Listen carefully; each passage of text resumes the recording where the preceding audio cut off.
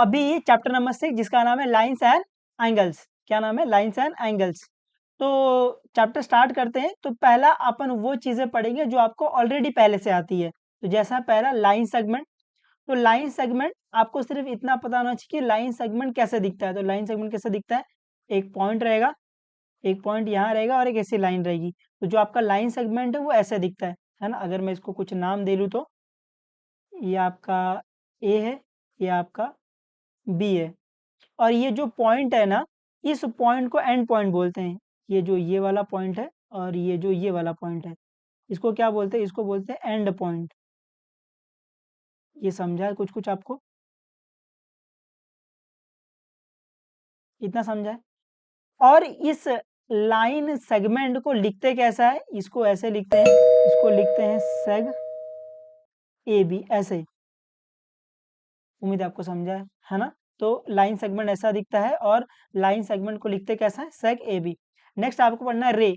तो रे कैसा दिखता है, एक पॉइंट रहता है और एक ऐसी लाइन खींचते हैं अपन, और ये एरो इधर रहता है। यहाँ पर ये आपका पॉइंट ए है, ये आपका पॉइंट बी है। जो पॉइंट ए है ना, इस पॉइंट को अपन एंड पॉइंट बोलते हैं, एंड पॉइंट। एंड पॉइंट मतलब लाइन यहाँ से आगे नहीं बढ़ सकती है, ये इधर स्टॉप है। और ये जो पॉइंट बी है ना, और यहाँ पर आपको दिख रहा है, यहाँ पर एरो है, यहाँ पर क्या है, एरो है। ये एरो क्या दिखा रहा है बच्चा, ये एरो ये दिखा रहा है कि ये लाइन है ना ऐसे और आगे बढ़ सकती है। उम्मीद आपको समझा है। तो रे ऐसे दिखता है, ये पॉइंट ए, ये फिक्स पॉइंट है, एंड पॉइंट है, और ये पॉइंट बी रहता है इधर, और यहाँ पे एरो। और एरो का मतलब होता है ये लाइन और ऐसे आगे बढ़ सकती है। उम्मीद आपको समझा है ये। और इसको लिखते कैसा है, इसको लिखते हैं ऐसा, रे ए बी। उम्मीद है आपको ये समझा है थोड़ा बहुत। और ये जो रे वर्ड है ना, ये आया कहाँ से, ये सनलाइट से आया है। मतलब जैसे आपको पता रहेगा, ये आपकी सनलाइट ये आपका सन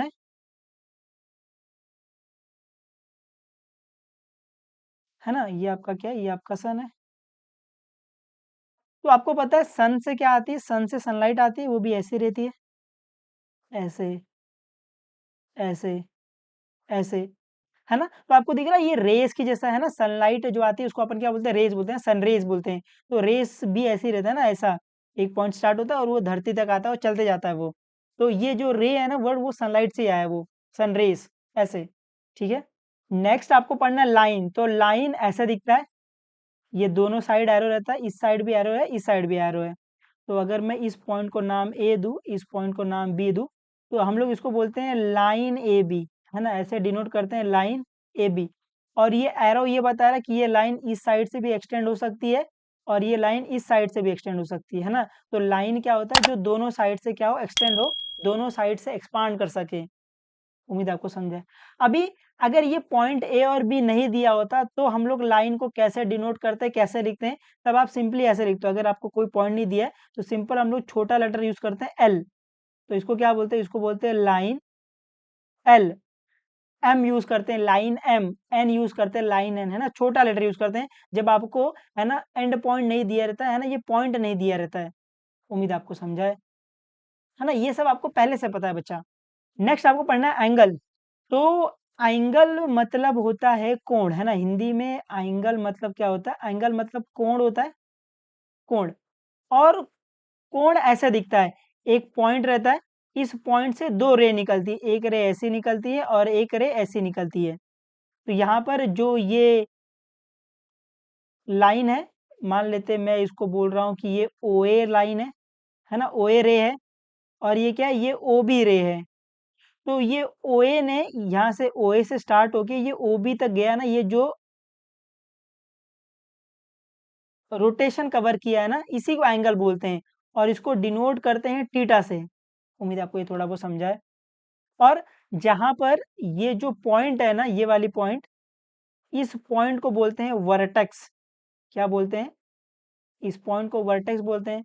और ये जो आपका रे है ना, एंगल का जो दो रे है ना, इसको बोलते हैं आर्म्स। इसको क्या बोलते हैं, आर्म्स। इसको क्या बोलते हैं, आर्म्स,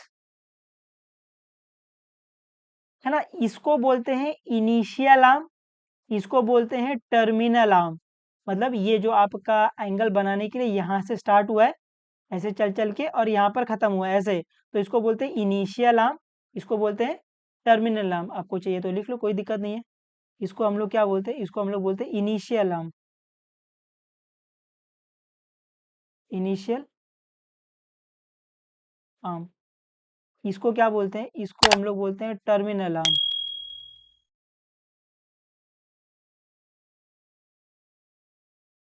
टर्मिनल आर्म, ऐसे। उम्मीद आपको ये थोड़ा बहुत समझा है। तो यहाँ से आपको जो 2-3 बातें सीखनी है कि पहली, अगर मैं बोल रहा हूँ कि इस एंगल को हम लोग लिखते कैसे हैं, तो राइट एस,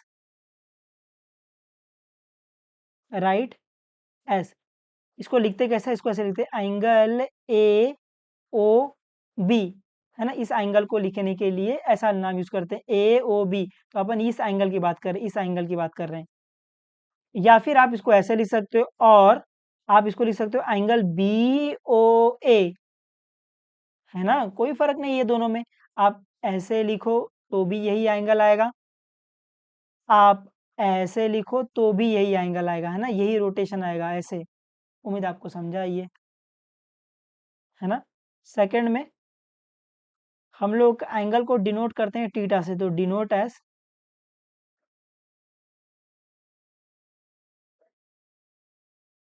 एज थीटा, तो एंगल ए ओ बी, इसकी वैल्यू क्या है, इसकी वैल्यू थीटा है। इसको क्या बोलते हैं, इसको बोलते हैं थीटा, थीटा। और ये जो आपका थीटा रहता है ना, उसको हम लोग मेजर करते हैं in degree, major major in degree में मेजर करते हैं। आगे चल के आप पढ़ोगे इसको रेडियन में मेजर करते हैं, बट अभी आपके लिए डिग्री काफी है।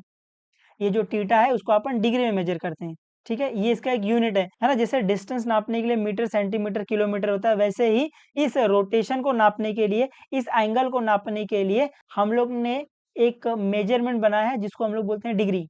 उम्मीद आपको ये थोड़ा बहुत समझा है। मोटे मोटे तौर पर जो आपको यहाँ याद रखना है कि एंगल ऐसे दिखता है और एंगल को नाम देते हैं ए ओ बी या फिर बी ओ ए। उम्मीद आपको समझा है।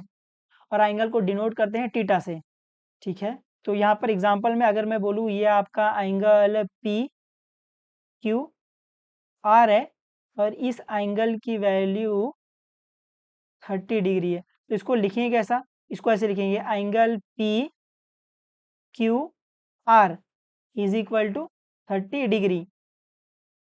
उम्मीद आपको समझा है ये। या फिर आप इसको लिख सकते हो, और आप लिख सकते हो कि एंगल आर क्यू पी, है ना, कोई फर्क नहीं है, इज इक्वल टू 30 डिग्री। कोई कोई क्या करता है, सिर्फ एंगल क्यू लिखता है, angle Q is equal to थी, और सिर्फ वो लिख देता है angle Q is equal to 30 degree. ये भी चलता है, बट ये हर जगह नहीं चलता है। यहाँ ठीक है, एंगल क्यू की वैल्यू 30 है, ये भी चलता है। तो आप इस 3 तरीके से एंगल का नाम लिख सकते हो। उम्मीद है आपको ये समझा है। ये मैं बताऊंगा आपको, हर जगह नहीं चलता, ये मैं बताऊंगा कब नहीं चलेगा, ठीक है। अभी के लिए आप ये समझो कि ये भी चलेगा। Angle Q is equal to 30 ऐसे लिखो, एंगल पी क्यू आर लिखो, ये भी चलेगा। एंगल आर क्यू पी लिखो, ये भी चलेगा ऐसे। उम्मीद है आपको समझा है एंगल के बारे में।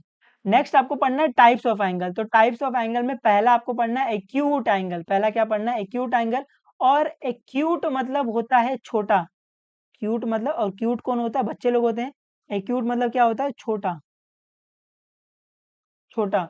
अपने को पता है ना एक्यूट कौन होता है, बच्चे लोग होते हैं, बच्चे लोग क्या होते हैं, छोटे होते हैं। तो एक्यूट एंगल मतलब एंगल लेस देन 90 डिग्री। तो ऐसा एंगल जो 90 डिग्री से कम है, 90 डिग्री से छोटा है, ऐसे एंगल को क्या बोलते हैं, ऐसे एंगल को एक्यूट एंगल बोलते हैं। तो अगर ये आपका एंगल है, मान लेते हैं ये एंगल 30 डिग्री है, तो आपको दिख रहा है कि ये एंगल क्या है, लेस देन 90 है, तो ये एंगल क्या है, ये एंगल एक्यूट एंगल है। उम्मीद आपको समझा, और आपको याद रखना एक्यूट एंगल मतलब लेस देन 90 डिग्री। सेकंड आपको पढ़ना है राइट एंगल। राइट एंगल क्या होता है, एंगल एट 90 डिग्री। तो ऐसा एंगल जो 90 डिग्री पर है, ऐसे एंगल को हम लोग बोलते हैं राइट एंगल। तो अगर ये आपका एंगल है, अगर यहाँ पर इसकी वैल्यू 90 डिग्री है ना, ये 90 डिग्री का सिंबल है, इसका मतलब होता है 90 डिग्री। तो इस एंगल को अपन क्या बोलेंगे, इस एंगल को अपन बोलेंगे राइट एंगल। उम्मीद आपको समझा है ना। और ये राइट 90 डिग्री का सिंबल है, ऐसे ऐसे बना ना, ये 90 डिग्री, ठीक है। तो एक्यूट एंगल मतलब लेस देन 90, राइट एंगल मतलब एंगल एट 90 डिग्री है ना, एंगल की वैल्यू 90 डिग्री, तो उसको राइट एंगल बोलते हैं। राइट एंगल ऐसे दिखता है और एक्यूट एंगल ऐसे दिखता है ना, लेस देन 90, जो भी वैल्यू रहेगी वो लेस देन 90 रहेगी ऐसे, क्योंकि 90 ऐसा है ना, तो इसमें लेस देन कोई भी एंगल है वो एक्यूट एंगल है। सेकंड आपको पढ़ना है ऑब्ट्यूस एंगल, जहां पर ऑब्ट्यूस मतलब होता है बड़ा। ऑब्ट्यूस मतलब क्या होता है? ऑब्ट्यूस मतलब बड़ा होता है, और अपने को बड़े में ही मजा आता है भाई। ऑब्ट्यूस मतलब कितना बड़ा? Angle more than 90। तो एंगल अगर मोर देन 90 है तो उस एंगल को हम लोग क्या बोलते हैं? उस एंगल को हम लोग बोलते हैं ऑब्ट्यूस एंगल। तो जैसे ये एंगल है, अगर ये एंगल मान लेते हैं ये 120 है, क्योंकि जो आपका 90 डिग्री वो तो ऐसे रहेगा, है ना, और ये बाकी का ऐसे।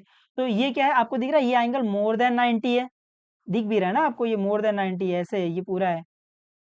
तो अगर एंगल मोर देन 90 है तो वो क्या हो जाएगा? वो ऑब्ट्यूस एंगल हो जाएगा। ठीक है, यहाँ मैं डिग्री लगाना भूल गया हूँ, 120 डिग्री।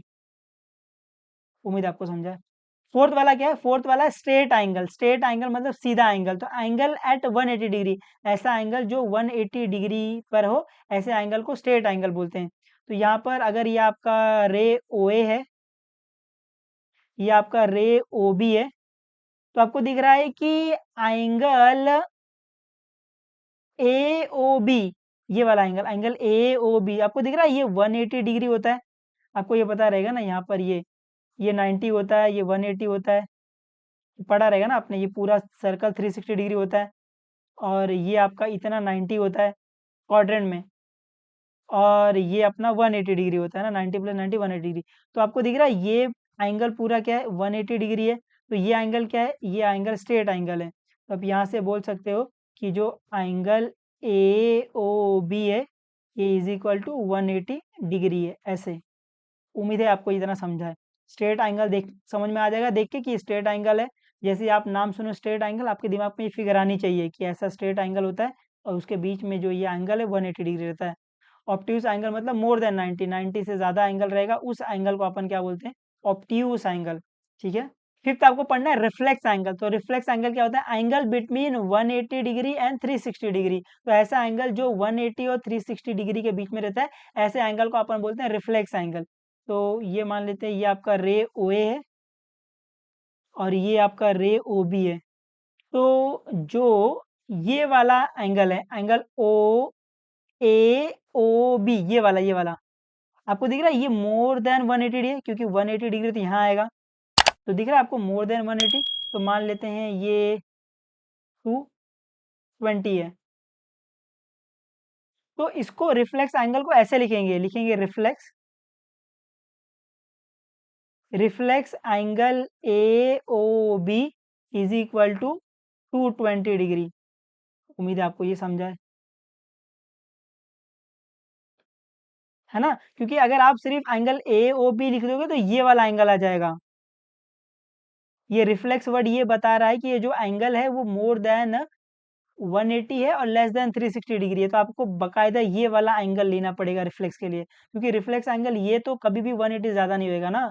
रिफ्लेक्स एंगल क्या होता है? वो एंगल जो 180 और 360 डिग्री के बीच में हो, तो वो यही आएगा।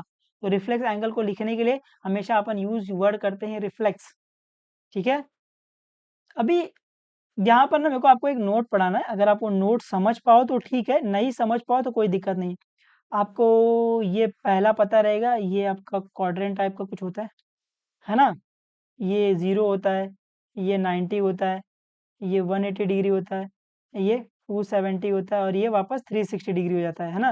मतलब अगर ये पूरी एक कंप्लीट सर्कल बनाओगे तो ये 360 डिग्री होता है। तो अभी अगर मैं एक रिफ्लेक्स एंगल ले रहा हूँ,